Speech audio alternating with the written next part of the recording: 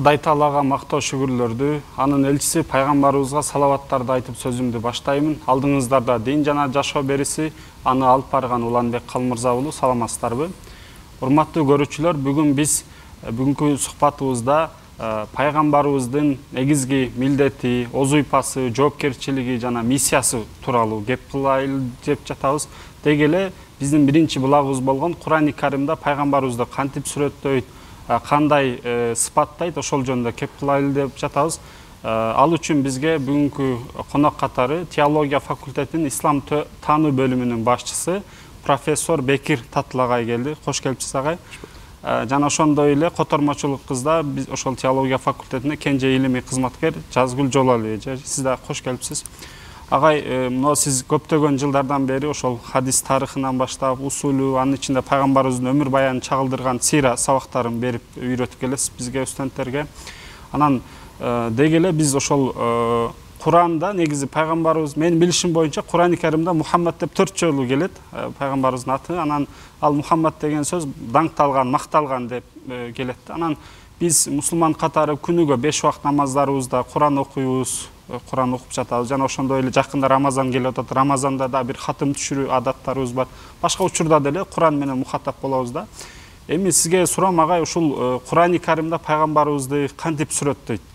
Кантип бизге кабар берет, ошол боюнча айтып берсеңиз.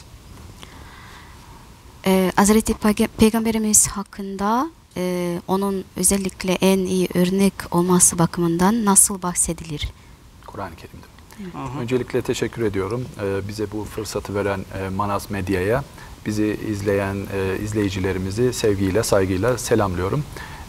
Kur'an-ı Kerim'de Hazreti Peygamber'den nasıl bahsedilmektedir? Övgü dolu sözlerle, ayetlerle bahsedilmektedir. Bizim eskilerin tabiriyle numune-i imtisal olarak biliyoruz biz Hazreti Peygamber'i, Peygamber Hazreti Muhammed Aleyhisselam'ı. Bu Kur'an'ın bir ifadesidir aslında.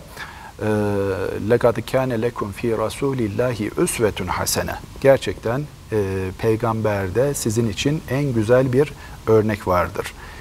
Kur'an-ı Kerim'in pek çok ayetine baktığımız zaman sürekli Peygamber Aleyhisselam'a işaret edildiğini, ona yönlendirildiğimizi, ona itaat etmemiz gerektiğini, ona boyun eğmenin, itaatın Allah'a boyun eğmek ve itaat etmek anlamına geleceğini görüyoruz. Bu anlamda pek çok ayeti kerime var.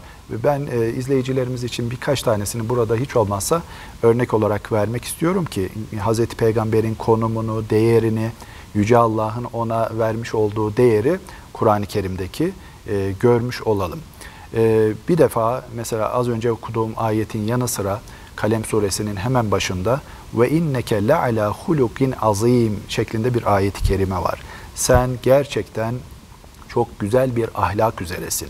Sen dediği Hazreti Muhammed Aleyhisselam. Ey Muhammed, ey Peygamber, sen gerçekten yüce bir ahlak üzeresin. Bu ahlakı bazıları din diye de açıklamış. Sonuç değişmez. İster ahlak diyelim, ister din diyelim. Bu Allah Teala'nın Hazreti Peygamber'e bir övgüsüdür. Onun ahlakına, yürüdüğü yolun güzelliğine garanti vermesidir. وَمَنْ يُطَعِرْ الرَّسُولَ فَقَدْ اَطَاعَ اللّٰهِ. Kim Resul'e, Peygamber'e itaat ederse gerçekte Allah'a itaat etmiş olur. وَمَا آتَاكُمُ الرَّسُولُ فَخُذُوهُ. Peygamber size neyi verirse onu alın, ona yapışın. Size neyi yasaklarsa ondan uzak durun, elinizden geldiğince tabii. Bu Hazreti Peygamber'in kendisine gösterilen Kur'an'da değerini gösterir. وَمَا اَرْسَلْنَاكَ اِلَّا رَحْمَةً لِلْعَالَمِينَ. Biz seni ancak alemlere rahmet olarak gönderdik. Alemlere rahmet demek, bütün alemler için merhamet kaynağı, merhametin uygulayıcısı, yayıcısı, bizzat yaşayarak göstericisi anlamında düşünebiliriz.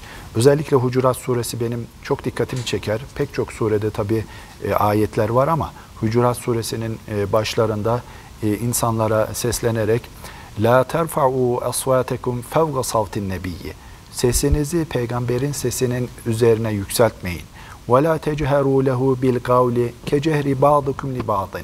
Birbirinize seslendiğiniz gibi, kendi aranızda arkadaşlarınıza birbirinize seslendiğiniz gibi, hitap ettiğiniz gibi ona seslenmeyin diyerek peygamberin farklı konumuna işaret ediyor.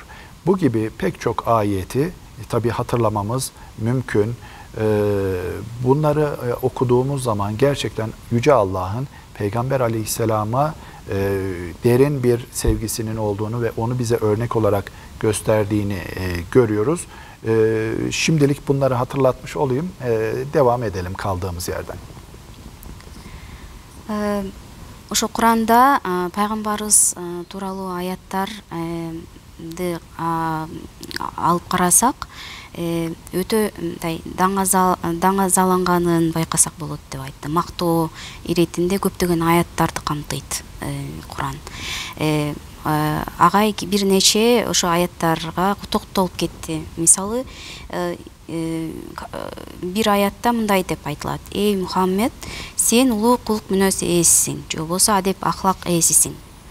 Же болбосо силер үчүн Аллахтын элчисинде көркөм өрнөктөр бар" деген сыяктуу. Бул ошо пайгамбарыбыздын ордун көрсөтүп турган аяттар. Башкача айтканда, ошол адамдарга, адамзатка жиберилген эң мыкты өрнөк экенин баса белгилеп атат Куранда. Дагы бир аятта, мисалы, биз сени аламдарга мээрим кылып жөнөттүк деп айтылат. Жана агай мисалы өзгөчө Хужурат сүрөсүндө айтылган, ошо экинчи башында айтылган экинчи аятын мисал кылып астын чийип өзгөчө белгилеп кетти агайыбыз. Бул ошо мындай деп Алла Таалам ушу пайгамбарыбыздын эй ыймандуулар, пайгамбардын үнүңөрдү пайгамбардын үнүнөн бийик көтөрбөгүлө. Башкача айтканда, ошо пайгамбарыбыздын ордун, маанилүүлүгүн, баягы өтө чоң сый-урматка ээ адам экенин дагы белгилеп атат. Бири-бириңер менен баягы катуу сүйлөшкөндөй, пайгамбарыбызга ошондой катуу үн менен сүйлөшпөгүлө, сүйлөбөгүлө деген сыяктуу ушундай бир буйруктар бар. Демек, Куранда пайгамбарыбыздын ордун өтө чоң экенин байкасак көрсөк болот. Чындыгында ушу пайгамбарыбыздын эң мыкты өрнөк, үлгү экенин дагы байкалып турат. Kalganı bolsa... Burayı biraz daha açayım isterseniz. Biraz daha yakından baktığımız zaman Kur'an-ı Kerim'e Hazreti Peygamber'in iki yönünün ön plana çıktığını görüyoruz. O tabii örnek olarak bize sunuldu. Bizim çok ihtiyacımız var bir örneğe, güzel bir örneğe çok ihtiyacımız var. Hangi açılardan bizim için örnektir? Daha yakından incelediğimiz zaman gerek ayet-i kerimeleri, gerek onun hayatını, gerek siyerini, hadislerini daha yakından incelediğimiz zaman görüyoruz ki Hz. Muhammed Aleyhisselam insan olarak da beşeri yönü itibariyle de bizim için çok güzel bir örnektir. Peygamber olarak da çok güzel bir örnektir. Peygamber olmadan önceki ahlakı da, hayatı da, yaşayışı da, ticareti, çobanlığı, insanlarla muamelesi, normal bir insan olarak yaşadığı peygamberlik öncesi hayatı ve peygamberlikten sonraki normal insan olarak yaşamasına devam ettiği hayatı bir insan olarak bizim için gerçekten çok değerli, çok önemli. Bu yönü ayrıca ele alınmaya değer bir konudur. Peygamber Aleyhisselam'ın bir beşer yönü var, beşeri yönü. Yani yemesi, içmesi, oturup kalkması, giyim, kuşamı, saçı, sakalı. Bunlar her insanda ortak olan şeyler, ihtiyaçlar. Bu açılardan da Hazreti Peygamber bizim için örnek. Ama şunu tabii burada kısaca söyleyip geçeyim. Asıl burada üzerinde değil, peygamberlik üzerinde ben biraz daha durmak istiyorum. Bir insan olarak da Hazreti Muhammed bize örnek ama onun günlük hayatında bir beşer olarak yapmış olduğu şeylerde Hazreti Muhammed çoğunlukla bizi zorunlu tutmuyor. Bizi biraz daha serbest bırakmış. İlla ki benim yediğim içtiğim şeyleri siz de seveceksiniz. Benim giydiklerimi illa ki siz de giyeceksiniz diye bir baskı uygulamamış. Hazreti Muhammed'in bu beşeri yönü biraz daha o yaşadığı coğrafyayla da ilgili. Arap toplumunda, o coğrafyada, o iklimde, başka bir iklimde, başka bir coğrafyada yaşayan insanların farklı davranış sergileyebileceği, farklı şeylerden lezzet alabileceği, farklı renklerden, giyim tercihlerinden yararlanabileceği veya tercih edebileceği şeyler. Ama bu açılardan yine de bizim için örnek var. Bunu ben başka bir programda inşallah daha uzun uzun örneklendirerek anlatmayı tercih ediyorum. Bizim burada biraz daha peygamber olarak bize nasıl bir örnek, onu açmamız lazım. Hz. Muhammed'in risalet yönü, peygamber yönü bizim için çok önemli. O bir ticareti öğretmek için, ziraati öğretmek için, yenilip içilen şeyleri öğretmek için gelmedi elbette. Peygamberlik görevi için gönderildi. Bizim o konuyu biraz daha açmamız lazım. Müsaade ederseniz bir sonraki başlıkta oraya geçeyim. Биз эми ошо айгайыс айтып кетти, үлгү катары, үлгү деп эле жанатан бери эле айтып атабыз, башынан бери эле. Бул үлгү деген сөздүн ичин ачканга аракет кылды. Пайгамбарыбыздын бизге эки тараптан үлгү болуп бере алат. Биринчи адам катары үлгү, экинчиси болсо пайгамбар катары үлгү деп айтты. Эми адам катары мисалы пайгамбарыбыздын аткарган иш аракеттери, мисалы баскан турганы, кийген кийими, жеп ичүүсү, муну баарды адам катары аткарган иш аракеттери болуп эсептелинет. Бул бир четте ошол ал жашаган коомго дагы географиялык шарттарга да байланыштуу болгон, мисалы ошол коомго жараша кийинген, ошол коомдо мисалы тамак аштарга эме берген, тандаган, мисалы кээ бирөөнү жактырган эмес. Бул тарабы менен албетте пайгамбарыбыз бир чети бизден адам катары жакындык сезебиз бир чети. Экинчи тарабы болсо пайгамбарыбыз бул иш аракеттеринен мындай милдеттүү катары бизге парз кылган эмес. Сөзсүз түрдө мен кийгенди кийесиңер же мен ичкенди ичесиңер деп айткан эмес. Бирок ошентсе дагы пайгамбарыбыздын ар бир ушул адам катары аткарган иш аракеттери, мамилелери, мисалы соода саттыктагы болгон иш аракеттери же болбосо башка кандай гана болбосун, бардык ошо адам катары аткарган коомдук иштердеги иш аракеттери бизге ошентсе дагы бизге эң мыкты үлгү болуп бере алат. Бул темага агайыбыз кийинки башка көрсөтүүлөрдө дагы да кеңири токтолуп кетмекчи. Ал эми бүгүнкү биздин темага байланыштуу негизги тема бул пайгамбар катары бизге кандай өңүттө пайгамбар катары эмне үчүн үлгү, пайгамбарыбыздын пайгамбарлык элчилик милдетин ушул азыркы теле берүүдө ичин кеңири ачып бергенге аракет кылмакчы агайыбыз.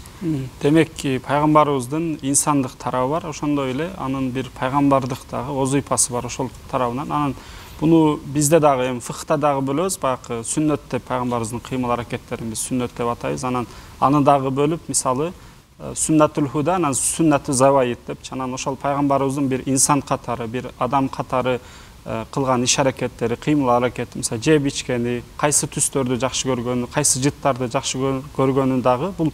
Бирок албетте айткан ал деле сүннөт, бирок ал жактан агай айткандай дагы бизге мажбур түрдө эмес, бирок ар бир мусулман катары деле биз деле ошого окшогубуз келет ал тарабынан. Ал эми сүннатул худа деп коет, аны дагы бул бизге ошол аткарыбыз милдеттүү болгон диний тараптан башка нерсени дагы бөлүп айтабыз. Эми ал муаккат, койру муаккат деп келет.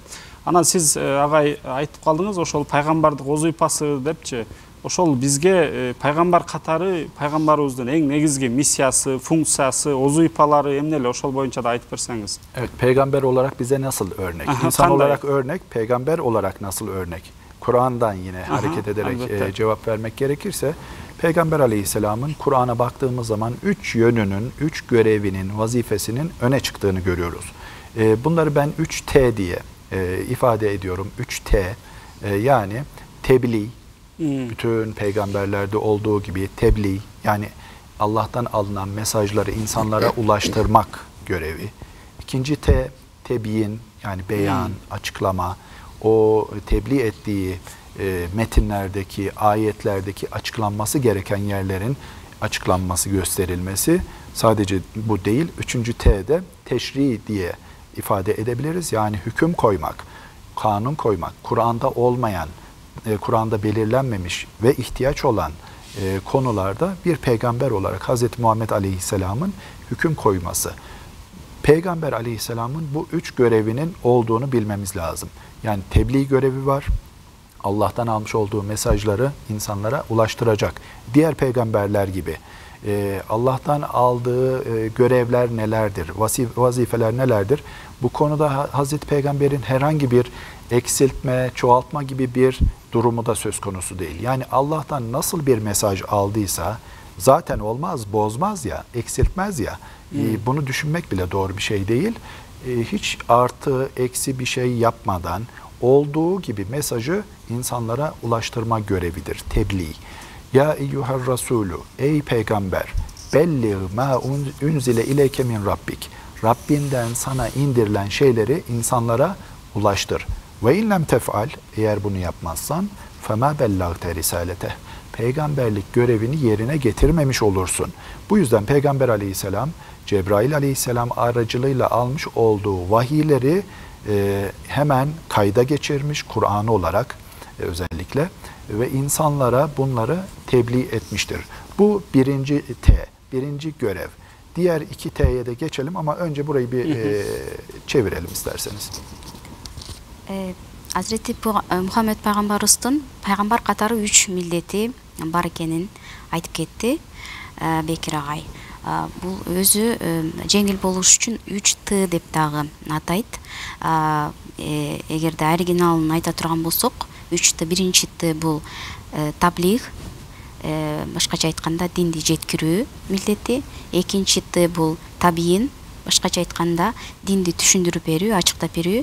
Үчүнчү Т болсо ташри деп коет, мындайча айтканда өкүм берүү, диний өкүмдөрдү чыгара алуу. Эми биринчисине токтоло турган болсок, таблиг деди, динди жеткирүү. Бул пайгамбарыбыздын эң негизги, эң чоң миссиясы, башка пайгамбарлар сыяктуу эле адамзатка динди жеткирүү, таблиг кылуу, дават кылуу. Пайгамбарыбыз Аллахтан келген вахилерди эч кандай багы кемитүүсүз, кемтиксиз, өзгөртүүсүз адамдарга жеткирет. Бул анын эң негизги миссиясы. Бул тууралуу Кур'ан-ы Каримде мындай деп айтылат: эй элчи, сага Аллахтан түшкөн нерсени аларга жеткир, адамдарга жеткир. Эгер сен жеткирбесең, анда пайгамбарлык милдетиңди аткарбаган болосуң. Майда сүрөсүнүн 67-аяты. Демек, бул эң негизги биринчи таблиг, динди жеткирүү милдети. 3T dedik. Birincisi tebliğ, alınan mesajları insanlara ulaştırmak. Bununla kalmış mıdır Hazreti Peygamber? Kalmamıştır. Devamını getirmiştir. Yani alın bunlar Allah'ın emirleridir deyip insanlara bunu ulaştırıp işi orada bitmemiştir. Asıl işi aslında bundan sonra başlamıştır. İkinci T, yani tebyin, beyan, açıklamak görevi. Niye açıklıyor? Kur'an açık değil mi? Kur'an'ın kapalı hükümleri var. Hemen anlaşılamayacak hükümleri var. Nasıl uygulanacak, nasıl anlamamız lazım? Yanlış anlaşılmaya müsait ifadeleri var. Kısa geçtiği, uzun uzun tafsilatıyla anlatmadığı ayetleri var. Orada işte yine Kur'an bizzat Allah Teala peygamberi görevlendiriyor.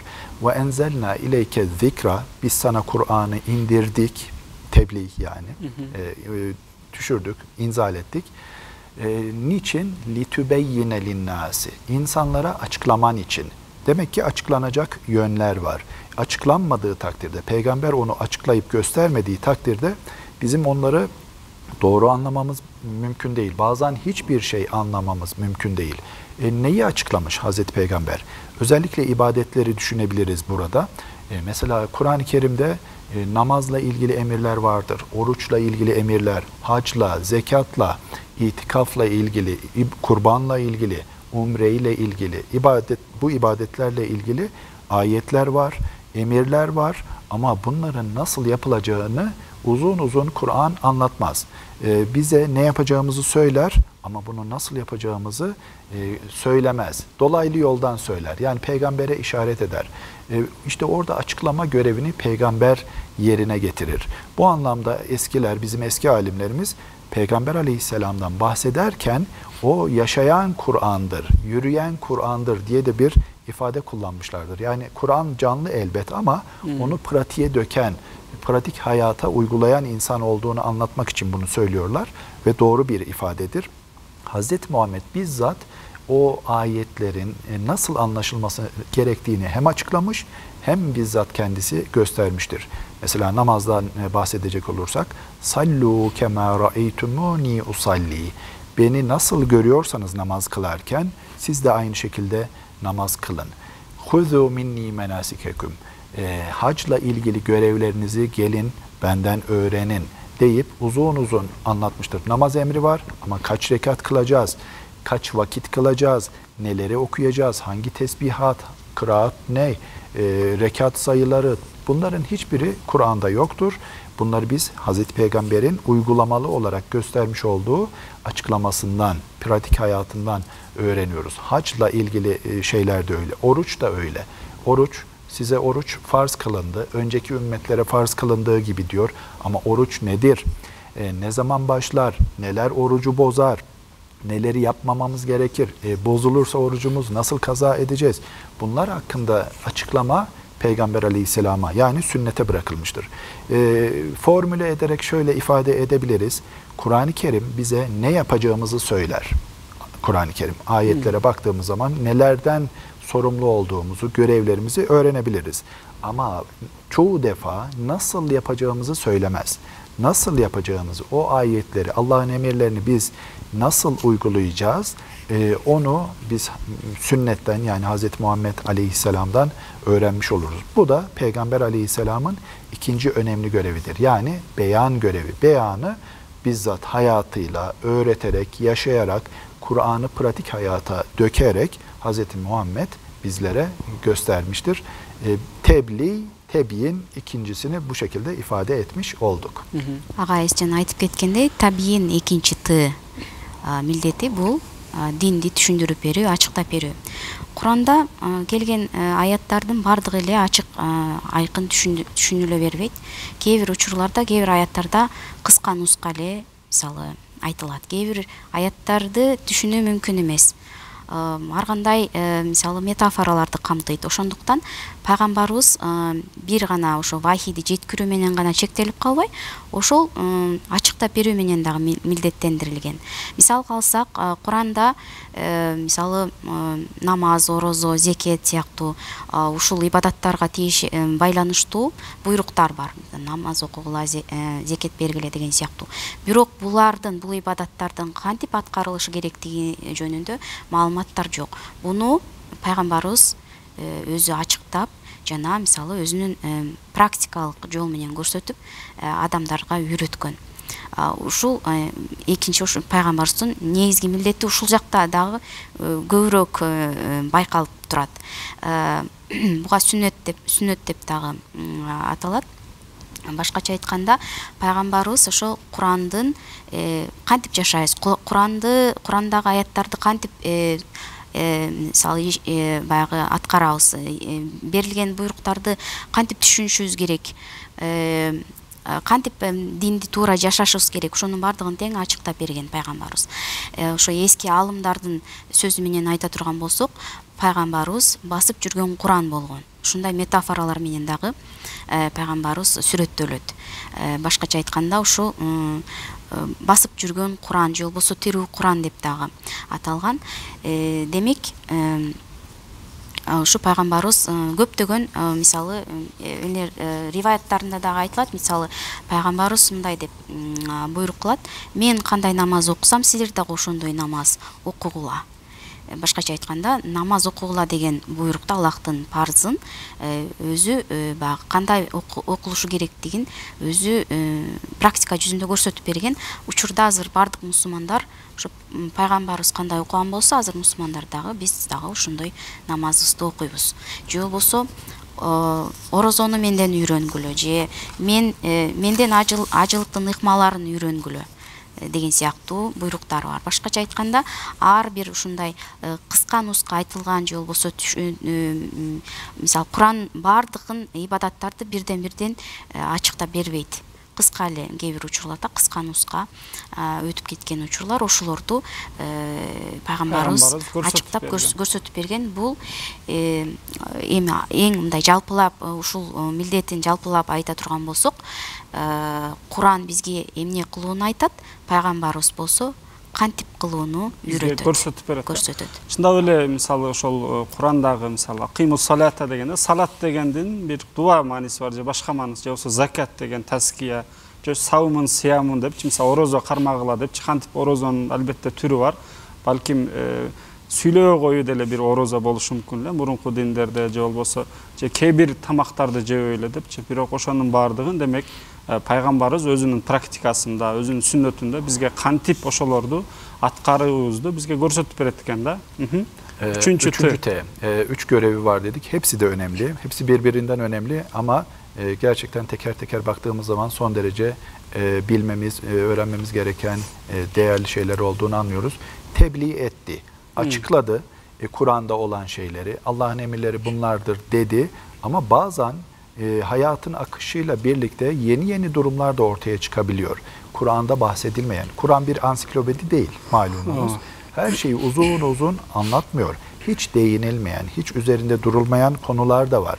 İşte teşri dediğimiz yeni böyle hükümler koymak, açıklamalar yapmak, ne yapacağımız konusunda bize çözüm yolları sunmak, yani hüküm koymak, kanun koymak anlamında 3. T, Hazreti Peygamber'in en önemli görevlerinden birisi. Kur'an'da bulunmayan, bizim sünnetten öğrendiğimiz, Hazreti Muhammed'in hayatından, uygulamalarından öğrendiğimiz pek çok konu var.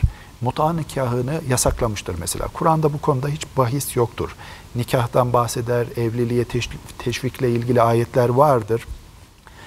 Ama mut'a nikahı nedir? Süreli evlilik. Yani bir haftalık evlilik, 1 günlük, 3 günlük, 15 günlük, 1 aylık, 1 senelik böyle bir evlilik türünün yasak olduğunu, geçersiz olduğunu Hazreti Muhammed öğretmiştir. Şimdi İran'da yaygın, maalesef günümüzde bazen üniversitelerde, gençlerde de yaygın olduğunu düşünüyoruz, görüyoruz.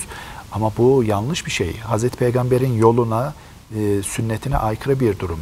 Mut'a nikahını yasaklamıştır Hazreti Muhammed. Evli bir erkeğin karısının teyzesiyle, karısının halasıyla evlenmesinin yasak olduğunu beyan etmiştir. Baldızla ilgili hüküm vardır Kur'an'da ama eşinin işte teyzesiyle, halasıyla evlenebilir mi?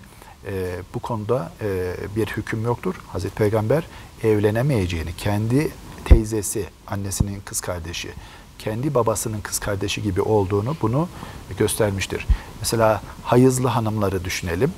Hayızlı hanımların Kur'an-ı Kerim okumayacağını, namaz kılmayacağını, oruç tutmayacağını öğretmiştir Hazreti Muhammed. Bu kılamadıkları namazları temizlendikten sonra kaza etmeleri gerekmediğini, namazları ama orucu kaza etmeleri gerektiğini öğretmiştir. Kur'an-ı Kerim'de bu konularda herhangi bir bilgi yoktur. Bazen Hazreti Ayşe'ye de gelip soranlar olmuş böyle hanımlardan. Biz niçin oruçları kaza ediyoruz da hayız halinde tutamadığımız, namazları kaza etmiyoruz diye biz Peygamber Aleyhisselam'dan böyle öğrendik. O bize böyle emretti. Biz de onun için bu şekilde uyguluyoruz demiştir. Çok önemli bir konudur. Sünnet olmasa bizim bu konuda bir çözüm yolu bulabilmemiz mümkün değildir. Ehli eşek diye bir tür var, eşek türü. Onun etinin helal olmadığını beyan etmiştir. Sadakayı fıtır, Ramazan yaklaşıyor. Hepimizin sadakayı fıtır vermesi gerektiğini yine biz Peygamberimizin uygulamasından öğreniyoruz. Sadece Kur'an'a baksak, bazıları öyle der, Kur'an bize yeter, Kur'an bize yetmiyor. Kur'an bize tamamen açılmıyor ama peygamber olursa açılıyor. Ne hüküm olduğunu biz görüyoruz. Dolayısıyla Hazreti Peygamber'in, toparlayacak olursak, süremiz de azalıyor tabii ki, Peygamber Aleyhisselam bize örnek olarak gönderilmiş. Hem insan olarak örnek, hem peygamber olarak örnek ama peygamberlik hayatı bakımından bize çok daha yakın bir örnek. Özellikle onu bilmemiz gerekir. Allah'tan almış olduğu emirleri bizlere tebliğ etmiştir. İhtiyaç duyulduğunda öyle sözle de değil, bizzat uygulayarak nasıl anlamamız gerektiğini bizzat göstererek insanlara göstermiştir, beyan etmiştir. İkinci T. Üçüncü olarak da Kur'an'da herhangi bir hüküm bulunmayan konularda da yeni hükümler koymuştur. Bu üç görevi bakımından da Hazreti Peygamber'i çok iyi tanımalıyız. Bizlere de böyle bir görev düşüyor tabii. Peygamber Aleyhisselam bu görevi, bu ameli hangi vasfıyla ortaya koydu? Bizim için ne anlam ifade eder? İnsan olarak mı yaptı? Peygamber olarak mı yaptı? Alimlerimiz de zaten bu konuda çalışıyorlar. Peygamber Aleyhisselam her konuda örnek olmakla birlikte herhangi bir şeyi onun hayatından koparıp alıp biz de yaparız, bu sünnettir demek doğru bir şey değildir. Bu şeye benzer, bu hani eczanelerde, aptekalarda ilaçlar vardır. Hastalandığın zaman gidip herhangi bir ilacı almaya benzer. Doktorun tavsiyesi gerekir. Hangi ilaç, hangi hastalık içindir, sana yarar mı, yaramaz mı? Bunu onun söylemesi lazım. Peygamber Aleyhisselam da böyle yapmıştır. Bizim için ne lazımsa onu açıklamıştır. Biz de o yüzden hem Kur'an-ı Kerim'deki bu peygamberin rolünü iyi öğrenmeliyiz, Kur'an-ı Kerim'i çok iyi öğrenmeliyiz, anlamalıyız, anlamaya çalışmalıyız. Kur'an'ı iyi anlamak için peygambere muhtacız. Peygamberin hayatını, siyerini iyi okumalıyız ki yanlış yapmayalım. Yanlış yaptığımız zaman nasıl düzeltebileceğimizi bilelim. Bu şekilde toparlamış olayım ben de sözlerimi. İnşallah ileriki bir programda Peygamber Aleyhisselam'ın özellikle insan olarak da nasıl bize örnekler sunduğunu, ondan neler öğrenmemiz gerektiğini uzun uzun anlatma fırsatımız olur diye düşünüyorum. Эми үчүнчү Тга келди, агайыбыз үчүнчү Т, бул ташри, башкача айтканда диний өкүм чыгаруу. Ооба пайгамбарыбыз биринчи ошо таблих кылды, жеткирди вахилерди. Экинчиси ушу Курандагы кээ бир түшүнүлбөгөн аяттарды түшүндүрүп берди. Ал эми бардык эле маселелер Куранда боло бербеши мүмкүн. Себеби жашоо, турмушта ар кандай учурлар болот. Бул жагында пайгамбарыбыздын үчүнчү милдети өзүн мындай көрүнүп турат. Бул ташри, өкүм чыгаруу, диний өкүм берүү. Мисалы Куранда мисалы мута никеси жөнүндө эч кандай жобо жок, аят жок. Пайгамбарыбыз мута никеси бул мурда ушу практикаланган, азыркы учурда ушу пайгамбарыбыз тыюу салган бул убактылуу нике. Тилекке каршы агай айтып кеткендей, кээ бир аймактарда дагы деле бар экен. Бул бирок динибизде тыюу салынган. Пайгамбарыбыз ошо пайгамбарлык узыйпасынын негизинде ошол буга тыюу салган. Арам болуп эсептелинет. Жана башка мисалы Рамазан айында берилген битир садака жөнүндө дагы пайгамбарыбыз ошо милдеттүү деген өкүм берген. Же болбосо мисалы аялдардын айыз учурундагы мисалы орозо кармоосу, же болбосо намаз окуусу болбойт, бирок орозосун казасын кармап берет, ал эми намаздын казасын окуусуна кереги жок деген өкүмдөрдү берген. Бул тууралуу ошо Айша энебизге дагы аялдар келип, эмне үчүн мисалы орозонун казасын кармап беребиз, ал эми намаздын казасын окубайбыз деген суроого пайгамбарыбыз бизге ушундай деп буйрук кылган деп айткан. Демек, ушу пайгамбарыбыздын диний өкүмдөрдү берүүсүндөгү ролун байкасак болот. Бул ошол пайгамбарлык милдетинин, ошо үчүнчү милдетинин негизинде бул иштерди аткарган. Албетте бул дагы Аллахтын буйругу жана эмири менен болгон. Жыйынтыктап айта турган болсок, Азирети пайгамбарыбыздын диндеги орду өтө чоң. Эгерде биз динибизди жакшы түшүнгүбүз келсе, туура толук кандуу Куранды түшүнгүбүз келсе, биз сөзсүз түрдө пайгамбарыбызды таанышыбыз керек. Себеп дегенде пайгамбарыбыз бул бизге бул ошо пайгамбарлык милдеттин негизинде Куранды бизге жеткирген адам, таблих кылган. Экинчиси ушу Курандагы түшүнүксүз жерлерди ачыктап, бардыгын практика жүзүндө көрсөтүп берген, динди негизинен баягы туура жашоону, динди, Куранды туура түшүнүүнү үйрөткөн инсан. Жана үчүнчүсү, пайгамбар катары кээ бир маселелерге де бизге мисалы баягы Куранда болбогон маселелерге де бизге баягы өзүнүн жоболорун, чектерди, бизге өкүмдөрдү берип турган адам. Кийинки келерки баягы телекөрсөтүүлөрдө ушу пайгамбарыбыздын экинчи жанагы адам катары, пайгамбарлык инсан катары ушу адамдык аспектисин кийинки көрсөтүүлөрдө ачыктап берерин убада кылып кетти агайыбыз. Рахмат агай, чындап эле бизге бүгүн аябай пайдалуу, кызыктуу бир сухбат кылып бердиңиз. Биз ошо эмки берүүнү дагы телекөрүүчүлөр дагы биз дагы чыдамсыздык менен күтөбүз. Ошол пайгамбарыбыздын инсан катары, бир адам катары дагы бизге үлгү, өрнөк боло ала тургандыгын кийинки берүүдө көрөбүз. Сиздин иштериңиздерге ийгилик, академиялык, үй бүлөлүк бир ийгиликтерди, бакубатчылыкты каалайбыз. Сизге дагы чоң рахмат котормо үчүн. Ардактуу көрөрмандар, бүгүн биз ошол пайгамбарыбыздын негизги милдети, озуйпасы боюнча кеп кылдык. Мен дагы бир аз кыскача айта кетсем, ошо пайгамбарыбыздын бизге негизги 3 негизги милдети бар экен. Алардын бирisi ошол таблих, Кудайдан келген буйруктарды, милдеттерди жеткирүү. Экинчиси табийин же мубайин, ошол Куранда келген буйруктарды, кээ бир түшүнүктөрдү, аяттардын маанисин ачыктап берүү жана өзүнүн практикасы менен, сөзү менен, кыймыл аракети же такрири менен аны бизге көрсөтүп берүү. Ошо намаз, орозо, зекет, итикаф сыяктуу.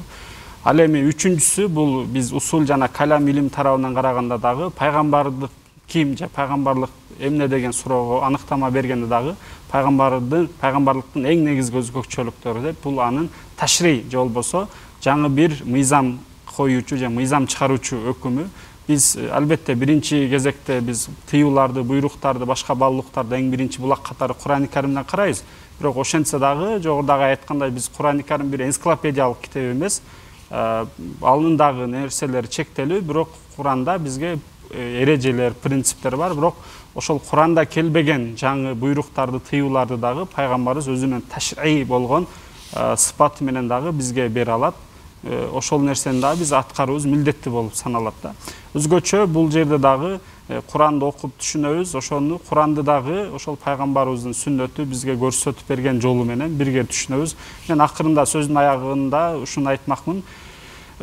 Биз эми пайгамбарыбыздын инсандык тарабы, пайгамбардык тарабы деп калдык. Эми инсандык тарабы деп деле баягы иудейлерге окшоп биз пайгамбарларга жөнөкөй бир адам же пенде катары мамиле кылбай, же ташри коюучу деп дагы христиандарга окшоп бир аны бир Кудай даражасына чыгарып албай, агайыбыз айтканда дагы пайгамбарлык эмне десе, кайсы тараптан болсо өзүнүн акысын берип тануу бизге милдет болуп эсептелет.